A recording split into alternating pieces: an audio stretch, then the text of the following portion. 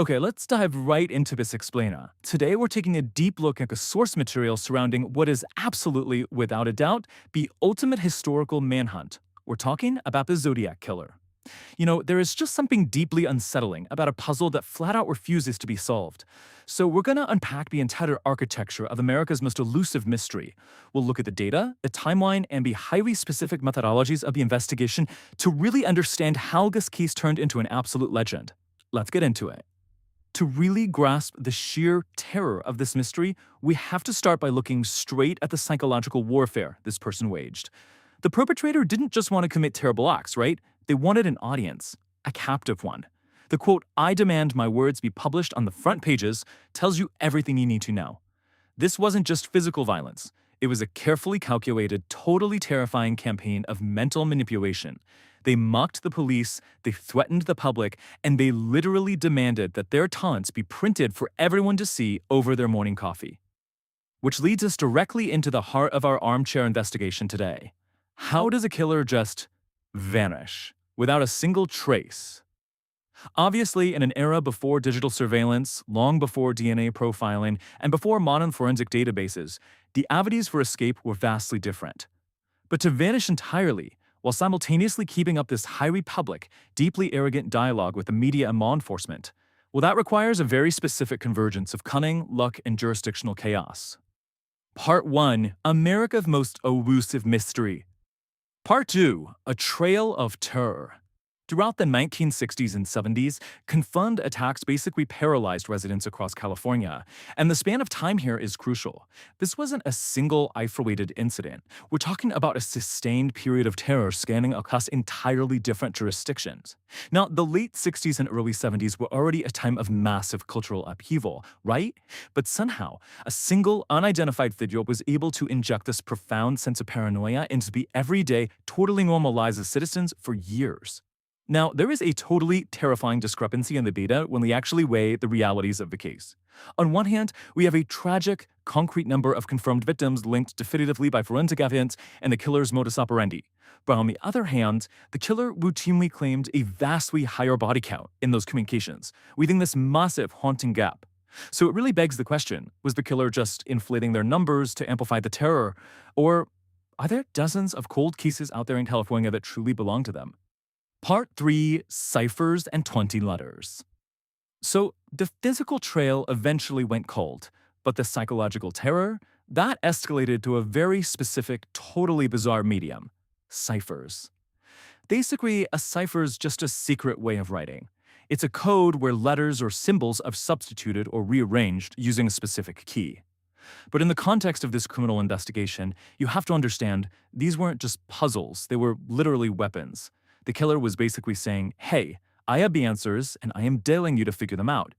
It forced regular police departments to suddenly overnight become expert cryptographers, diverting a massive amount of time and resources into cracking these visual enigmas.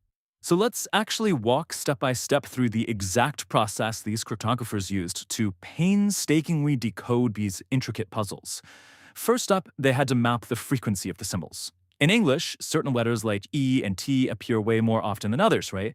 By counting the weird symbols the killer used, codebreakers essentially looked for patterns matching standard linguistic frequencies. Next, they hunted for repeating clusters. Yeah, symbols that might represent common words like V, or maybe double letters like LL in the word kill. It was just a brutal, entirely manual process of trial and error. A totally intense, methodical, intellectual battle happening right behind the scenes of the manhunt. Our source material outlines several key tactics used in these letters to keep the public in a literal, constant state of panic. First, media manipulation. By demanding publication under the threat of further violence, the killer essentially hijacked the printing presses, turning completely legitimate newspapers into their own personal megaphone. Second, the terror threats were deliberately unpredictable. They threatened school children, everyday commuters, specific quiet neighborhoods. It ensured that absolutely no one felt safe anywhere. It was basically a masterclass in asymmetrical psychological warfare, specifically designed to make a single individual seem totally omnipresent. Part 4. The prime suspects. 2,500. That is the staggering number of different suspects investigated. Just take a second to process that figure. 2,500 individuals were looked at, interviewed, or highly scrutinized by law enforcement.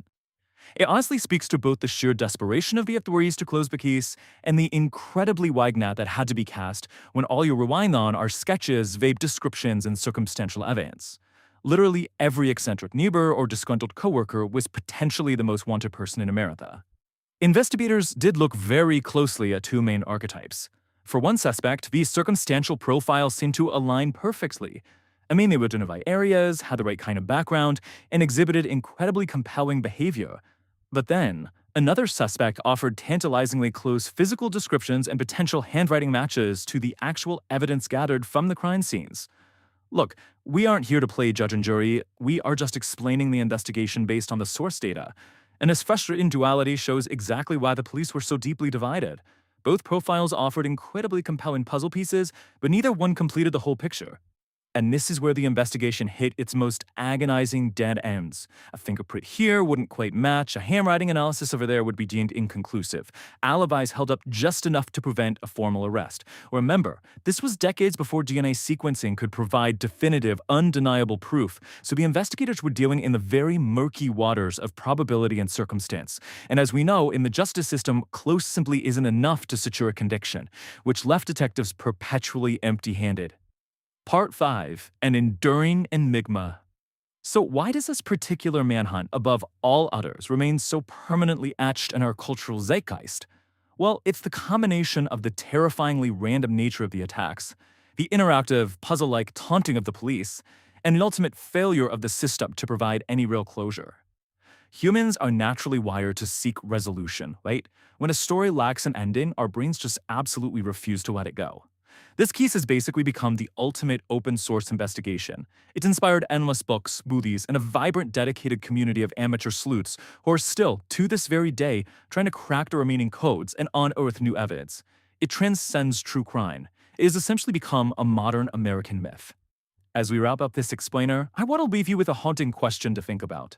Will the missing pieces of this puzzle ever be found, or is it destined to remain America's most elusive mystery forever? With modern advances in forensic genealogy and tech, cold cases are being solved every single day. Yet, the Zodiac case remains stubbornly locked away in the past. What do you think? Thank you so much for joining me on this deep dive into the source material. I really hope this illuminated the complex web of this historic investigation, and I hope it leaves you curious to keep exploring. Until next time, keep analyzing, keep questioning, and keep learning.